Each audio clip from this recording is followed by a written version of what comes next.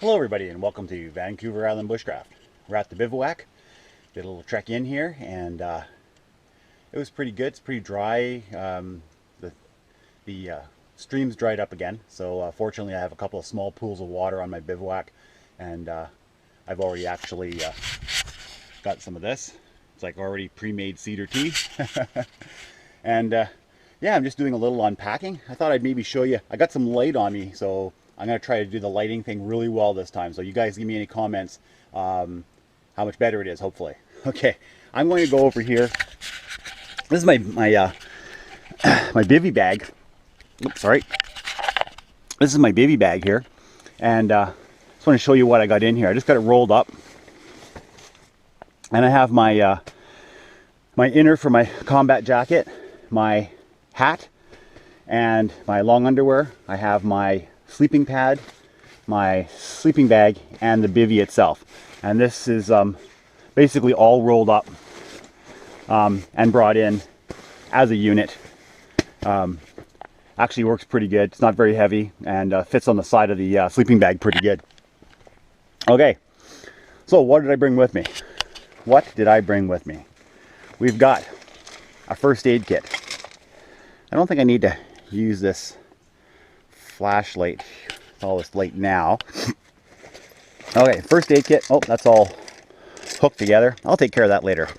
Got the lantern, the chain for the fire, and the first aid kit. We'll unravel that later. We got some sugar, some wipes. I got my coffee percolator, my tea kettle,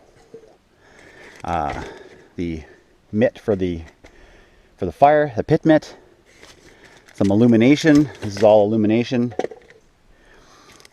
And let's see, we've got a cup, some extra batteries, my knife and fork, my grail, which is also full of water, and some soap, some toilet paper, and that's about it for that. So let's turn this around. I'm just going to put you down for a second. All right, let's turn this guy around.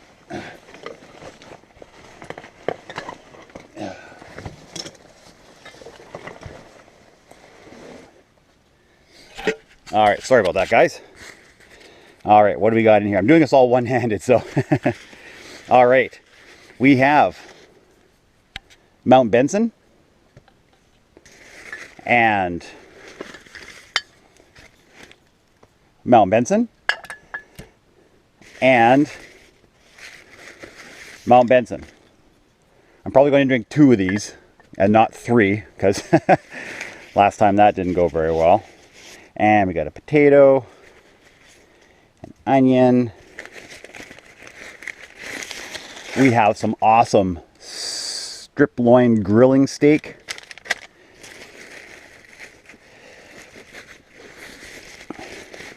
I got my grill. Put that down by the fire. Garbage bag to bring everything out. Combat sweater. My maple coffee. The tarp for the floor.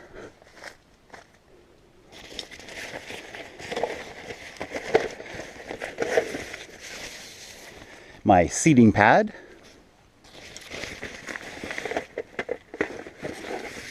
Some cream for the coffee. My cutting board. Whoops. Some jute twine for a project I want to do.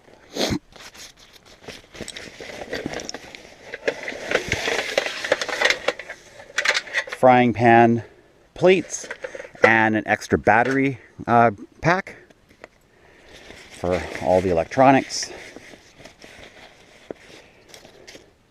Cordage. Bug spray, although I now realize there is no bugs out here right now. Let's see here. We're almost at the end. A SOS pad. And the wires for my cook system. Oh, sorry. Okay, all right, and this is for collecting water. And I think that's it. I got my jacket here. And that's a tripod for the recording. And that's about it, guys. A couple things over here. No, we already did through that. So that's about it. That's everything in the pack. It's not too bad. Weight-wise, everything is pretty light. The only heavy stuff is the food. I'll be packing, when I pack out, my pack will be way lighter. Like this milk is heavy, everything's heavy that way. Oh, I got some eggs in here as well for eggs and bacon for breakfast as well. And that's about it. On the webbing, which I brought, I have an extra lantern, an extra thing of milk, because I'm going to be here all day today and sort of half the day tomorrow. So probably one of the longer stays at the bivouac. So I brought a little extra of the stuff. That's about it. Clothing wise, I got Under Armour, I got a cotton shirt, I got my fall raven pants, I got a jacket, hat, extra shirt, and combat sweater. And you already saw what was in the bivvy there. I got the extra jacket. I also brought with me the SKS. This SKS, it's a Soviet Union era rifle. It's semi-automatic. It actually comes with a bayonet. I didn't actually put that on there, and it folds back down. I put it out as soon as I came here, as soon as I came to the bivouac. Holds 5 rounds. It actually holds 10, but in Canada there's a pin. We're not allowed to have any more than 5 rounds in a clip on a semi-automatic that's not rimfire. So my Henry, I was allowed to have 17 rounds. It's rimfire 22. I'm allowed to have more than 5 rounds. But with this particular rifle, it's an assault rifle, and you're only allowed to have 5 rounds. So, but it is clip fed. Because I was in the military, I can feed this thing almost as fast as if I had a full mag. I'm a little bit out of practice, but I could definitely do it pretty darn quick. And I brought about 35, 40 rounds with me. And yeah, so this is the first time I brought this guy out. I'm pretty happy about it. Yeah, just got it. So yeah, feel nice and safe out here. All right, I'm gonna start putting some of this stuff away, and I'll talk to you guys in a little bit. Okay guys, I'm getting some of the water that's on the tarp here. I just wanted to show you how I'm getting the needles off of it. So basically it's, full of needles. So I'm just scooping off the majority of it. And then what I'm doing is I'm using the SOS pad here, and I'm pouring it over the SOS pad, catching all of the needles and having some nice clean water. So I think I got plenty of water, so I'll show you where I'm getting the water from. There's a thing up here. If I just lift that up, you'll see the water coming out. So I got a little bit left there, and I think I'll keep that just in case I haven't got enough. I think I have plenty though. Got a little wet doing this, but this way I got plenty of water. I don't have to worry about running out of water. Although I brought a canteen and a grail, no, I have no worries, because I can either boil it, because it's clean water. It's just on the tarp with needles. It's a little bit brown in color because it's been sitting in the needles. So basically cold cedar pine tea. But it should be fine. So okay, I'll talk to you guys in a bit.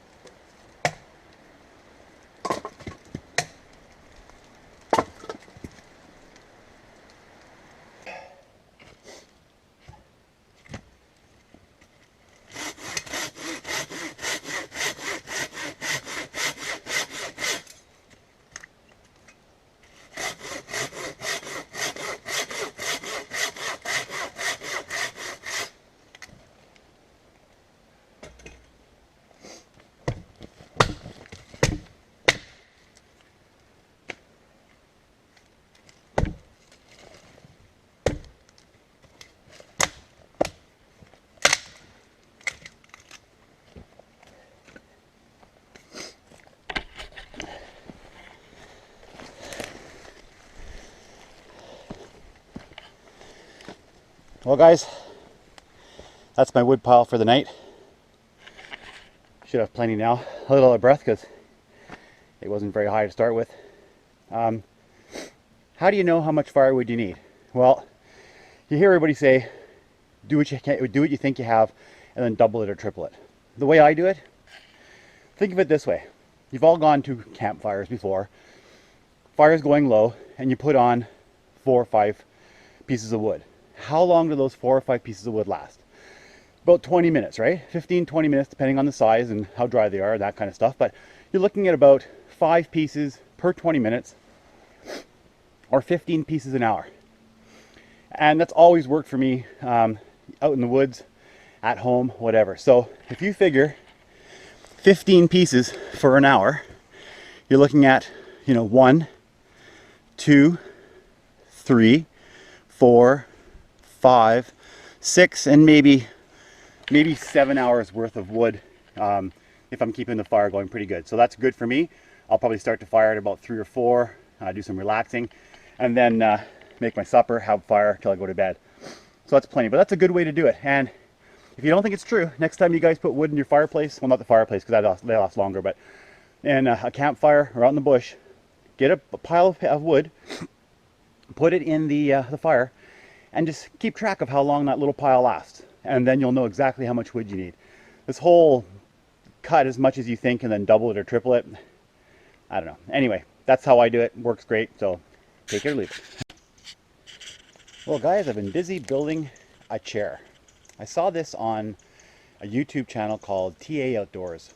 These guys are great. If you haven't subscribed to them or you haven't seen their channel, head on over there after this video and take a look. It's a father-son team, and they do bushcraft stuff, and it's just great to watch their interaction.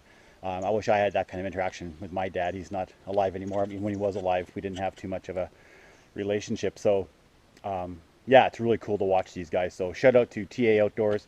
You guys are awesome. And so I kind of used their idea of making this chair, and it's a little different. I'll show you here. Got it right here. I'll take this off so you can see basically the design. It's a pretty simple design. I changed it a little bit from what they did, and I have, of course, this cushion. It makes it a lot more comfortable. I'm not sure where I'm going to put it yet, but we'll see how it goes. Anyway, I'm going to sit down and have a drink of water, and I'll see you guys in a bit. All right, what do you see? We get a fire going, and some coffee. All right, so just gonna take my EDC fire pouch. This fire pouch is what I carry with me in my pants. Different than the last one. I quite seriously forget what's in here.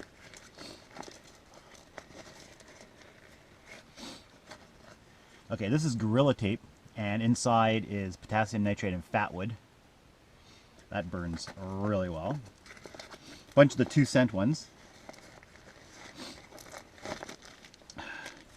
Here we have the jute twine with wax, potassium nitrate, and fat wood powder with a lighter in a self-contained package. This is just fat wood and wax with some fat wood wax and jute twine,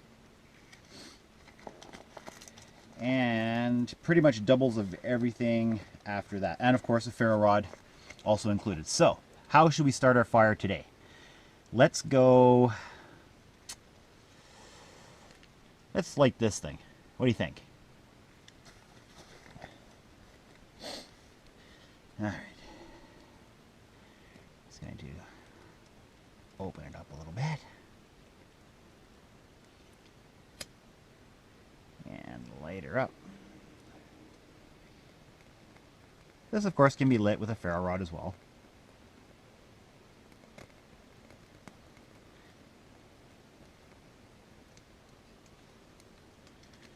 There you go.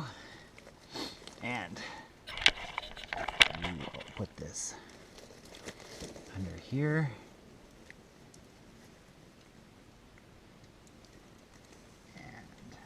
put all this back, just like that. And bingo bango, we should get a fire going pretty quick.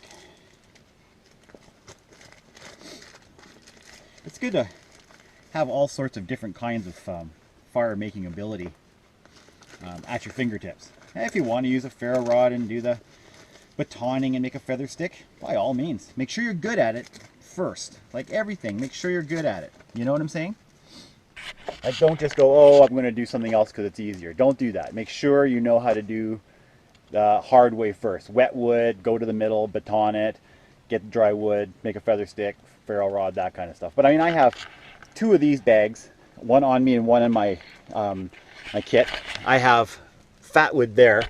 Then over here behind these canisters, I have all sorts of fire starting stuff. I mean, it's everywhere. So I could start a fire pretty much any way I want to when I'm here.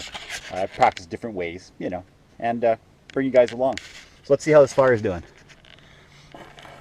All right, she's gonna go no problem. I don't see a problem with that. And we'll get you guys back. So we're gonna get these guys in. There we go.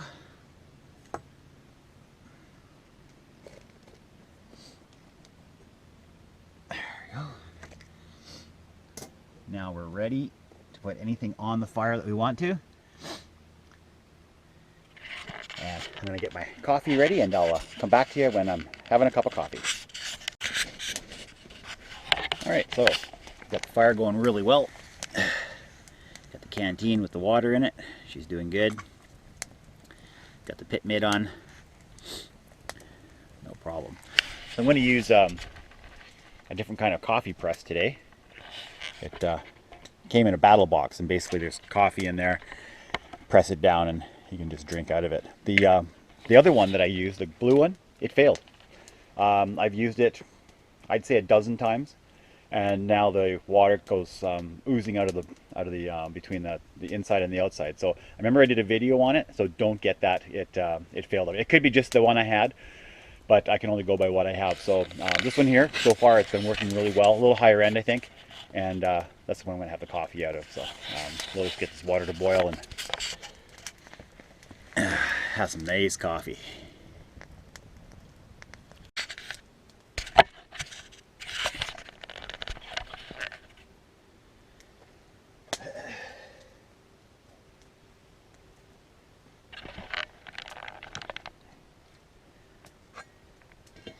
Okay, so this is how the this press works. The water in it.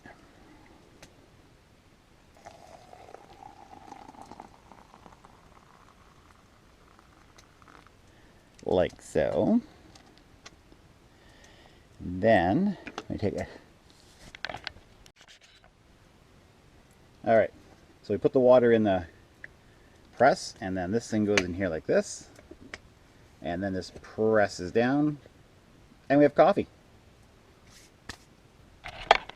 How fast is that? It's a pretty neat little press. And let's see, we'll turn this so that it's this way. It's got a double screen. Look at that. Nice fresh coffee. It only took a couple seconds to do. I think I like this press better than. Oh, and it has a reservoir on the bottom. I have powdered coffee. This little cap comes off, and this is full of powdered coffee, so I can literally have a storage area for coffee. How cool is that?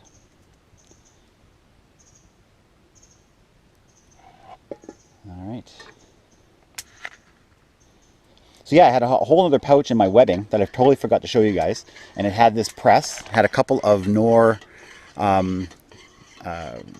pasta dishes, which I might have for lunch, I'm not sure. And I had a whole thing of water, a whole liter of water that I didn't even know I had. I totally forgot because I have 4 bug out bags, and I always use one of these sets of webbing as a standalone bug out bag. And inside I have food, water, stuff for shelter, and stuff for fire. So I had forgotten I had that, so I actually brought extra water and extra food and an extra coffee press without even knowing it, which is pretty cool. Okay, so having done that, I'm going to have some coffee. Oh. that's perfect. Absolutely perfect. Well, where should I have my coffee? I think I'll have it on my nice new chair. Now that's comfortable. What do you think, guys? TA Outdoors, thank you for the idea. I'm going to sit here with my fire and my coffee and just have a good relaxing cup of coffee. See you guys in just a little bit. Alright, so for lunch we're going to go Sidekicks tomato Alfredo. I just poured it in there. Give it a bit of a stir.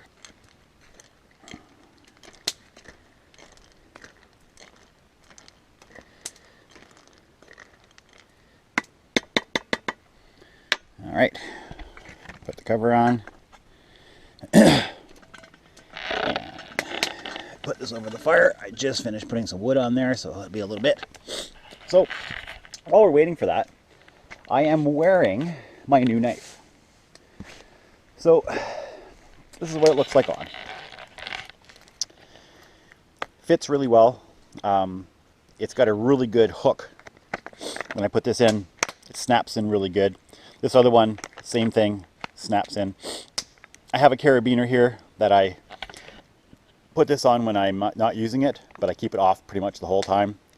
Carabiner on the ferro rod, which is all sealed up on there, not to be used unless it's an emergency.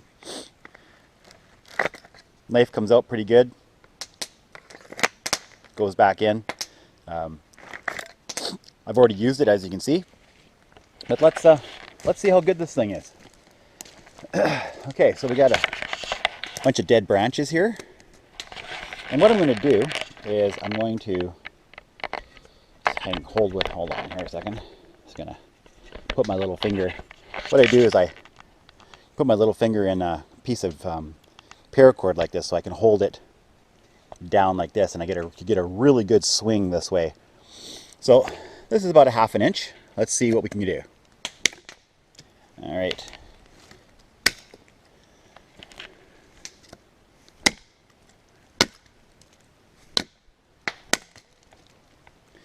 All right. What do we got here? There's a nice big dead standing, or not so much standing anymore. Let's see how fast we can chew into this. We're not going to go all the way, obviously, but we're just going to see how effective this is. That goes in about, I don't know, 1/2 inch, 1/4 inch.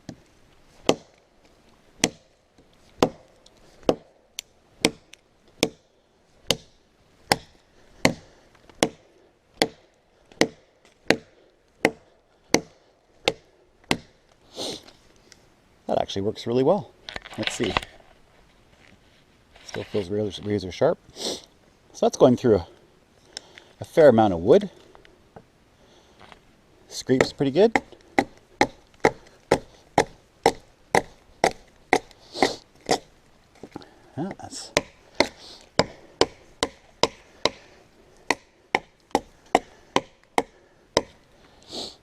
Yeah.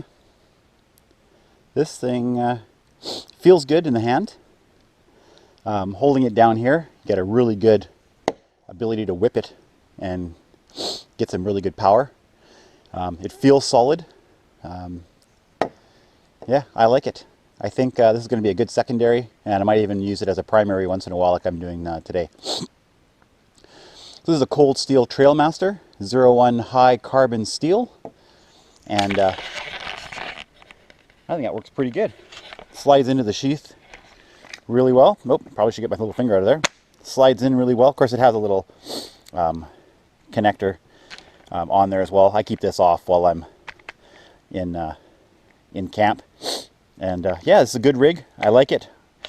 Totally recommend it. It seems to work really good. I was doing a little bit of batoning earlier. No problem. Went through, and if that's to be expected. I mean, that's pretty thick steel, very sharp. There's no reason why it wouldn't baton. It's, you know, that would be ridiculous if it like broke while it was batoning. It's a massive knife. Really good.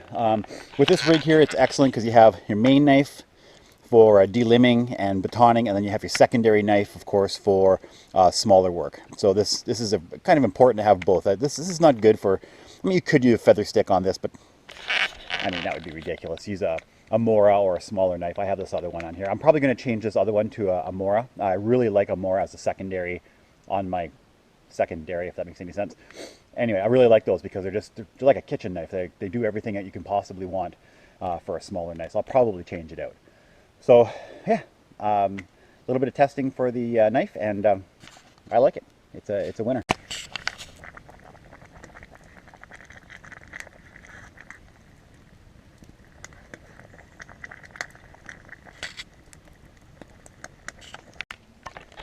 Okay, she's off the fire, cooling down. It's almost cool, ready to go. I'm going for another thing of coffee, but this time I'm going to use the percolator. So the first cup of coffee, I use the coffee press. The second cup, I am now going to use the percolator. The reason why I'm using the percolator is because it makes way more coffee. Oh, speaking about coffee, interesting. Everything I've been doing today, the firewood and making the chair and getting the fire going and everything, I've had that cloth coffee filter in my pocket, in my side pocket. So here we go. I'm just going to take it out. It's not dented, not torn. I just have it in my side pocket. So my other next cup of coffee is going to be with this. And so it did not in any way, was not intrusive. I cut off the handle because that was sticking out, and I rounded it off so it wouldn't cut anything. And yeah, so my next cup is going to be with this one. And then I'll give maybe a comparison of ease. First the percolator, or first the press, then the percolator, and then the filter. Just 3 ways of the many ways that I make coffee, and I'll give you sort of the one that I feel was just the least amount of effort to make a cup of coffee, and we'll go from there. So the percolator is just about to go. I'm going to have some coffee, and I'm going to eat this. These noodles. These noodles are actually pretty much ready to eat. They're a little warm still, but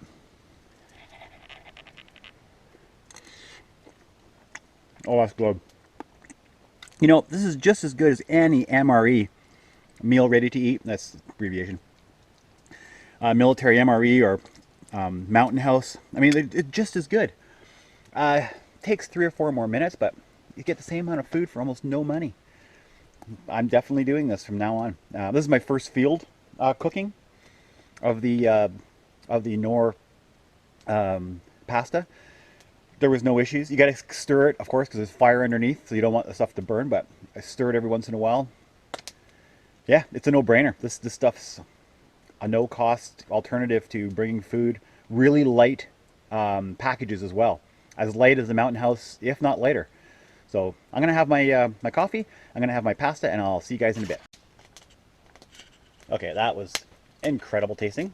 Dishes are done, had my coffee, all's good to go. I'm keeping the fire going, but what I'm doing is I'm not using any of my cut firewood anymore. I'm just going out as this goes down. I'm going out to the outside of the bivouac, and I'm getting all the stuff that's on the ground. It doesn't matter if it's wet anymore. The embers are hot enough, it just burns now. So I'm going to use that while it's light, and that way my fire supply doesn't go down. It's another way of keeping your fire supply nice and high is don't use it until you have to use it, which would be when it's dark. I wanted to show you, this is the ammunition for the SKS. I put the plastic bands there so nothing moves. So it's on a 10 round feeder clip, and basically it goes in, then you push this in, and then 5 of the 10, unfortunately, will go in, and it automatically feeds. And they show up, I got 2,400 rounds, and they show up like this. One of these is in here, and each one is individually wrapped and sealed. It's crazy. The Russians did this, and this ammunition, the way this is sealed, would last literally indefinitely. It's pretty amazing that they did that. The way I'm storing my weapon, I have it on a sling, and I have it around here. The bayonet is on the ground, so there is no weight. I have the chamber open. The safety is on, and there's rounds in the magazine, but this is open, safety is on, so this is extremely safe. There's no issue. This has to be pushed back physically quite hard for it to close, and even at that point the safety is still on. And if all that happened, it would fire into the dirt. So extremely safe. This is the way you want to keep your weapon. Either that or flat. It also works good. But yeah, just bayonet in the dirt, sling around the wood, open chamber, open action, and safety on. Nice and safe. Very quick to deploy. I'd have to take it off the wood, push that bolt back, and I'm ready to fire in about 4 or 5 seconds. So safe, but very useful. But I thought that was really interesting, the way they stored this ammunition. Not very combat friendly, because the boxes, I mean, if you had to get to this ammunition quickly, this is in 2 sets of plastic, and inside the plastic are these, and then there's a tar paper around that, and then the box is actually sealed. So to get into that box, you're looking at a good 4 or 5 minutes to get into the box. Not combat friendly at all. In Canada, we open up the box, our feeder clips are right there. But there would be an expiration date on ours. I don't know what it is, but they wouldn't last indefinitely like these guys would. It's actually kind of neat that they did that. So yeah, I just wanted to touch bases with you on the SKS and the rounds and how I'm storing it. So you see I'm storing it safely. Take a look at this chair. Doesn't that just look like a airplane chair that you see, like nice and comfortable? That thing's kind of cool. It's this chair is for my wife. When she comes here, she's going to be nice and comfortable. She can sit here next to the fire. I'm thinking of moving it closer to the fire. I haven't decided what we're going to leave it here for now, probably for the duration that I'm here, but I'm going to move it eventually so that it's closer. Although I'm fine with it there. But yeah, so it's around 2 o'clock in the afternoon now, and I've had my lunch, made my chair, done the firewood, got the fire going. I'm just going to relax for an hour or two, maybe listen to some music, and do nothing. I'm usually recording, including you guys and everything, but I think I'll take a couple of hours and just maybe do nothing. I think that's going to be a kind of a great thing. Listen to the birds and listen to nothing else, and kind of go from there. Maybe a little bit of music, but I'll see you guys in a couple hours. Hey guys, okay, so I got the fire going pretty good here, and I am doing an experiment. Remember I was saying how certain amounts of piece of wood lasts for so long on a fire, and you can kind of tell how much firewood you need, right? Okay, so there was a piece of cedar approximately this round and about that big, like, you know, and it was just sitting over by the big trunk over there. There's another piece right there that's a little bit bigger. So I batoned it in 4. You can see one there, one there, one there, and one there. And it's been on now for about, I would say, 10 minutes. And we're looking at probably another 10 minutes before this would be burnt out and not a viable hot fire. So that's one piece, approximately 14 inches by 5 inches in diameter. And you're looking at almost a half an hour for a fire. So it's a really good indication as to how much wood you need. And there's just so much confusion as to what kind of wood you need and how much of it and all that kind of stuff. Now keep in mind that a lot of this wood is kind of rotted. So this is like really light. This would burn a little bit quicker, obviously. These ones here will be the same. They'll burn nice and long. But you can see the difference between this kind of wood here, and you get the ones that are, you can see they're almost punky, and they won't last as long. And I'm aware of that. I know that some of these are like that. But it's just a matter of going out and just experimenting and knowing how much wood you have and how much wood you need and how long it's going to last and what kind of wood lasts longer, that kind of thing. It's an important skill to have. If you're in a winter situation and you've only got a couple of hours to get firewood and get a shelter up and melt snow, acquire food, whatever, you're going to waste a lot of time getting more firewood than you need if you're not sure. So it's a good skill. Go out there and learn exactly what the deal is and how fast stuff burns, whether there's a wind or not, whether it's humid in the air. There's all sorts of different things, and the more you do it, the more you'll know. I'm pretty good now. I can tell exactly how long certain pieces are going to last, and I can collect just the right amount of wood. It's pretty easy for me to do now. Good skill to have. Go out there and definitely try it. Don't just watch a video and go, okay, I think I know.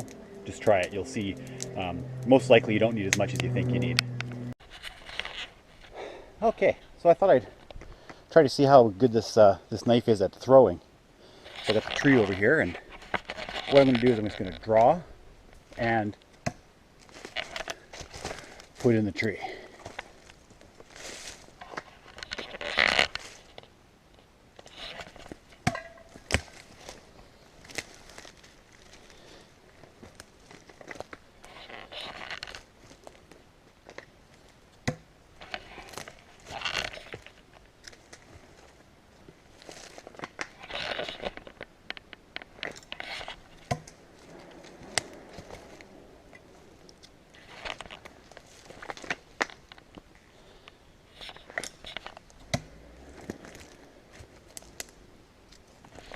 Okay, so the tip is 100%. I missed once and nothing happened.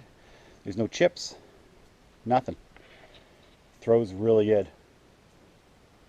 Yeah, that's awesome. I got a more permanent situation now with the chair. Everything's good. I got to, I'll show you up and down here. So I got stakes in the front part, like that, and the back part has 3 stakes as well, and she's nice and solid now. I think this is where it's going to stay. It's nice and solid. It's got a perfect angle now. It's just the right distance away from the fire. So if I'm sitting here, this would be where the fire is, right here. So that's kind of perfect. You'll notice I got my tee on. For those of you who are new to my channel, this chain just wraps around. It's friction, it's not tied, and it just hangs there, and you can hang whatever pot or kettle you want over the fire, and it just burns or boils the water or whatever. So, all right, getting lots done today, enjoying myself. I got cedar in the water, by the way. I don't know if I mentioned that. That's gonna be cedar tea. Okay, I'll talk to you guys in a bit. Okay, I think it's time for supper. We're gonna do potatoes and onions in the frying pan, and some steak. I think that'll be pretty darn good. See how handy it is to have this cutting board.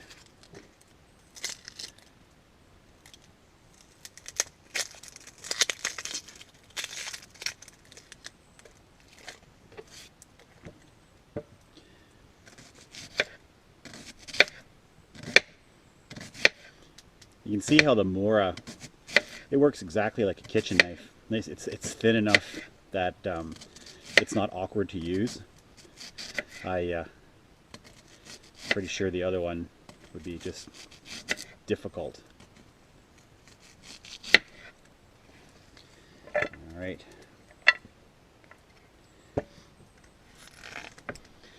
It's all about having the right tools for the job, you know. I got a table with a cutting board and a knife that's useful. Not just a huge knife that you try to use for everything. You just can't do it. You can see how painless this is. And if you've ever seen some of the other YouTube channels, and they're preparing food and they're doing it on the ground, and they're using a big knife, and they have no place to do it. They're trying to do it on a log or something like that. I mean, it takes nothing to make sure you have the right tool. Being a Mora, most people have Moras. And if you don't, they're like $10.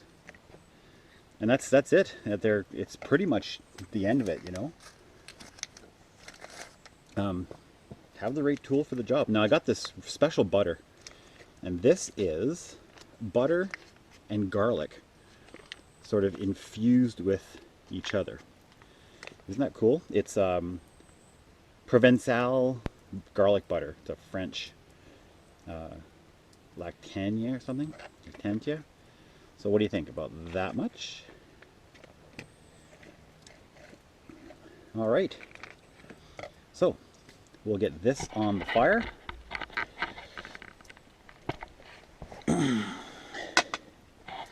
And once that's done, we'll put the steak on the grill, because we're not doing that on the frying pan. We're definitely doing it on the grill. And supper is served.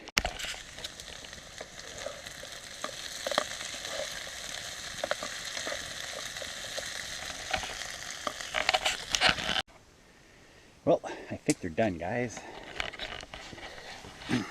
It's looking pretty good. Alright, so we'll just put this right here. And let's get the grill back up here. And now, let's get these steaks. Okay, certified Angus beef strip loin grilling steak.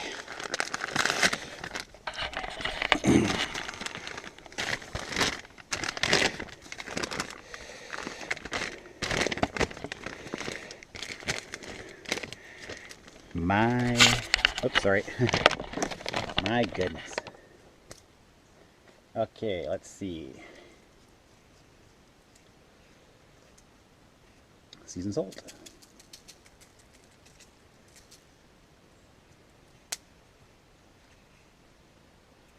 Garlic powder.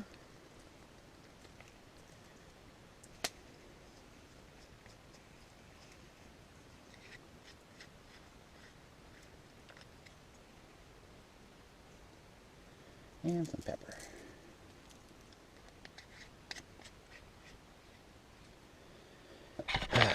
What do you think, guys?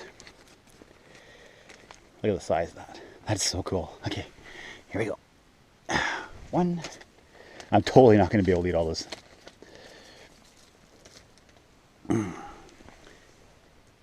Two. All right, I'm going to get the fire going a little bit better, and then we'll get back to you. Actually, I think I'll leave it like this just for maybe 4 or 5 minutes, and let's get a good smoke on these guys, so have a good smoke flavor. I think that's what we'll do. Let it smoke for a few minutes, and then we'll put some fire on. Okay, you guys know what time it is? It's Mount Benson beer time.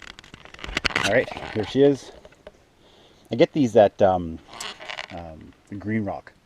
It's a beer and wine store. In Canada, we have liquor stores that are government things, and then we have beer and wine stores that are privately owned. The guy that owns this, his name is Dean. I've known him for years. Just a fantastic guy. I don't get anything for, buying stuff from his place. He's just such a really nice guy. So any of you guys that are in the Nanaimo, go to the Green Rock pub. Support him. He's just the nicest guy in the world. Again, there's nothing in it for me. There's no sponsorship or nothing like that. Just, yeah, just a really nice guy. His name's Dean. He always helps people out. He's just one of those kind of guys, that just never asks for anything, but just always helps people out. Okay, this is the first time I'm opening up my beer with my new knife. I'm throwing this away if it doesn't work. First shot. Nice. I'm really using this up. I've batoned, I've cut burning wood, I've thrown it, I've cut stuff. By the time I'm done this weekend, it'll either prove itself or not, for sure. All right, guys. First drink. Ice cold. There's water in the creek, and I had this in the creek, so this is ice cold, and this is wonderful. My steak, I'll spin you around. I'm still smoking her. I got the wood on there, and I'm just going to let it ignite itself. It'll ignite probably in about 7 or 8 minutes, and by that time there'll be a good smoke layer on the steak, so that should be pretty good. So I'll just have some sips of beer and just let this do its thing. What a great evening. Sun's almost down. It's about 5:30, I think, and the sun goes down at 7:09. About an hour and a half of sunlight left, and then that's it. And then my lighting prowess is up. I've got these guys hung here, hung there, hung way over there. I have small flashlights that I'm going to have sort of like this while I'm doing my interviewing, my recording. Probably the next time I start up, it's getting dark enough. I remember watching the video last time. It was about this time, and it was getting pretty hard to see me. So I'll be doing that. I want to get this lighting down pat. This is just ridiculous. You know, the darkness and not being able to do this. So I got to figure this out. You know, I've been doing these videos long enough. It's time to start figuring out this lighting thing. So, all right, I'm going to have some beer, and I'll get you back here when the steak's almost done.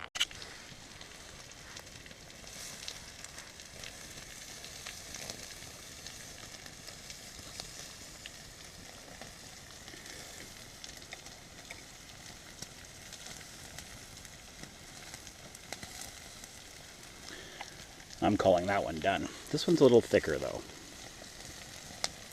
A lot of people like cooking on coals. I like cooking on flame.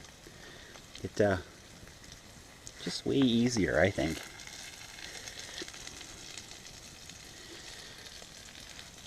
I'll let this cook for a little bit. See how you can squish that down? I mean, that's still pretty rare. I like mine medium rare, but just that's still a little bit rare. So when it's a little bit harder to push down, that means it's ready. Probably another 5 minutes or so. All right, guys, she is done. Let's take a look and see what we got. Hey, you notice I got the headlamp on, and what I've done is I put the 3 batteries that's necessary to change out, and actually put it on the band. I don't know if you can see it, but it's actually taped to the band. Can you see that? It's not uncomfortable. I can't tell. Oh, there they are. Yeah, right there. You can't tell, like feeling wise. And there's always 3 batteries to exchange, no matter what. I don't have to worry about forgetting batteries or anything like that, which is kind of cool. So this is my supper. Got potatoes and onions. We have some steak and some Mount Benson's. That is going to be my supper. So I'm going to put you down. All right.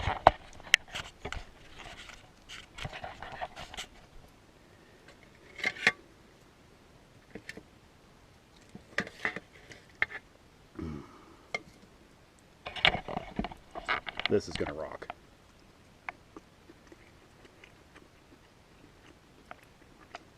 Oh yeah. Potatoes and onions.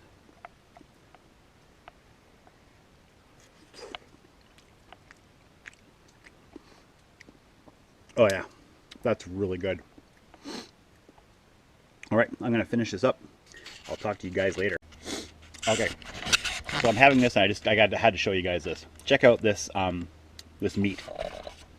Just enough red inside to be perfect. It's just melt in your mouth. There's nothing like a steak on the barbecue. And just so you guys know, I have enough for you guys. So any of you guys that are around, feel free to come by and you guys can have this. Anyway, I just wanted to show you the look inside. It actually it turned out really good. I'm really happy with it. So yeah. Well guys, just relaxing. I forgot to download a movie, so I'm going to be just sitting here by the fire, having some beer. The fire's going good. Got the beer, still the same one.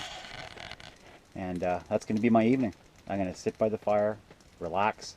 I have music going, but of course I have to turn it off because God forbid somebody hears it and does a copyright infringement. So I have some music and got the fire. So I'll catch you guys later. I'm probably just going to do this for 2 or 3 hours and then head to bed. So unless something interesting comes up or something important comes up, I'll probably see you guys tomorrow morning. Take care, guys. Hey guys, I just thought I'd show you guys my illumination progress. I'm going to walk out over here and kind of show you. This is what the bivouac looks like illuminated. So if I actually had something to say of interest in the evening, I have it set up so that it's actually pretty well illuminated. I got the headlamp, of course, on, and yeah, so it's way better than previous videos, I think. I'm gonna make sure, of course, that this darkness thing just does not happen again. So this is pretty much the bivouac at night.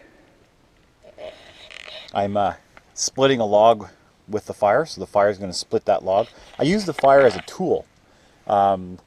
it's actually splitting the log in half. And then over here, did this this afternoon, I burnt this area here so that it's flat. So this is going to be my batoning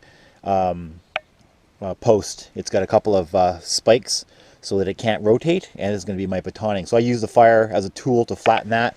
I'm using the fire as a tool to split that in half, and that's you want to use, you know, what you have, right? So I just wanted to show you guys how much more illuminated everything is. Oops, I almost fell there. How much more illuminated everything is. And I'm going to really make an effort to make sure that when I do these videos, you guys aren't left in the dark. I'm going to try to stop doing that for sure. So I'm going to just sit by the fire like I've been doing. This has been an awesome night. It's totally quiet. There's no noise at all. And I'm just sitting there relaxing and enjoying myself and having a really good time. So I'll see you guys tomorrow morning. Good morning, guys. It is 6 o'clock in the morning, and had a wonderful night's sleep. Very, very comfortable. And it's about 6 degrees Celsius. You can see your breath. So I got a fire started. Just got it started now. I'm going to throw some cedar tea on, and we'll warm up a little bit. I didn't bring any gloves. I forgot to bring gloves, so my hands are a little cold. But that'll just be for a few minutes, and we'll get nice and toasty warm. The rocks beside the fire, they're still warm. I was leaning against them, warming my hands up, and yeah, they're still warm at 6 o'clock in the morning. The fire must have gone out at about 10:30, 11 o'clock. So 7 hours later, they're still warm. So if I needed to, I could have definitely taken a couple of those rocks, put them underneath the bed, or wrapped one up and put it in the bed, and kept me warm. But no need. I was nice and warm. It's a 3-season sleeping bag, but it was inside a bivvy, so it was perfectly warm. So I'm gonna go have a cedar tea, warm up a little bit, and I'll get back to you guys in a little bit.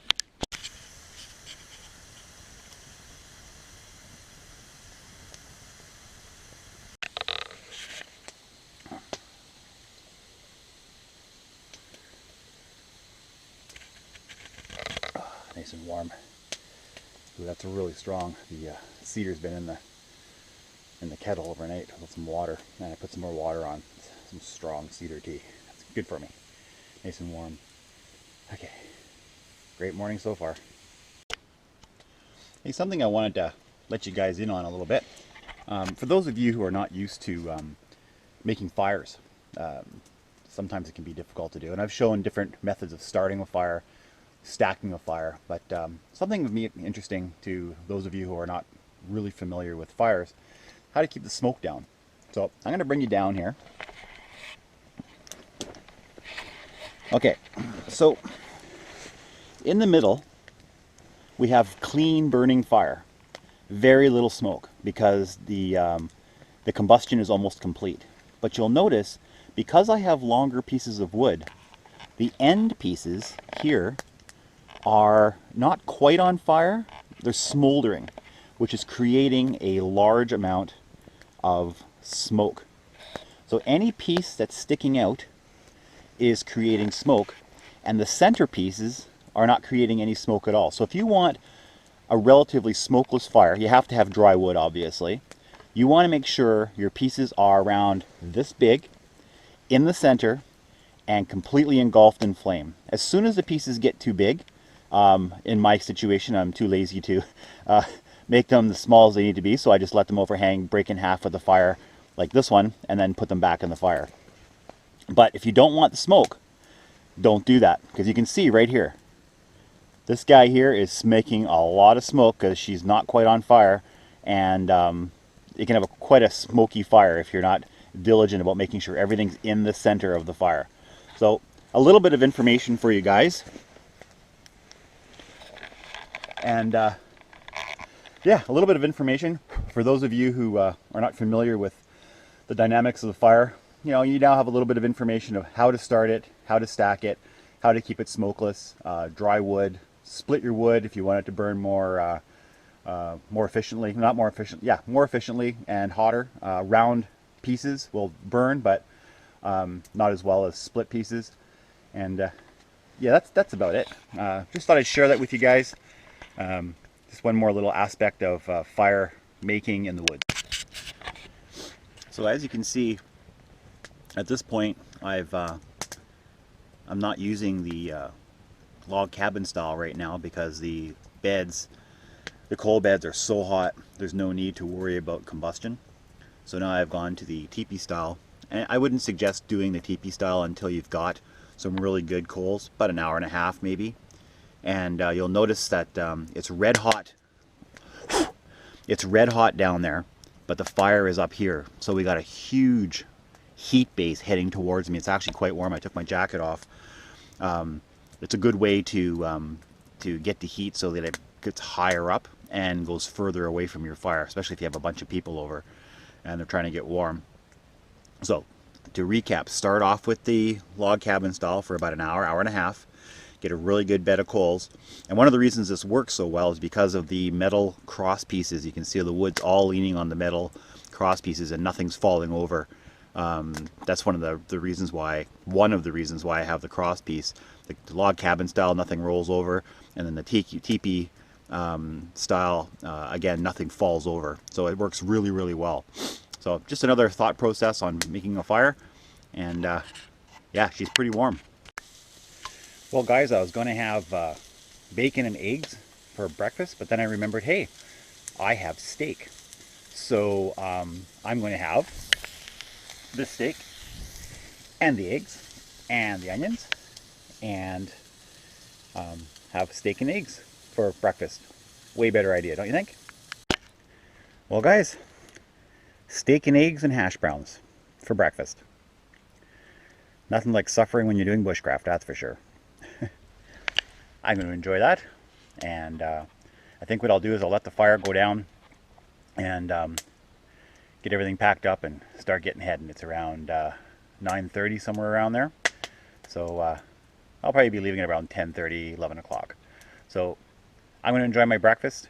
You guys take care. If you enjoyed this video, please subscribe. If you've already subscribed, thank you so much.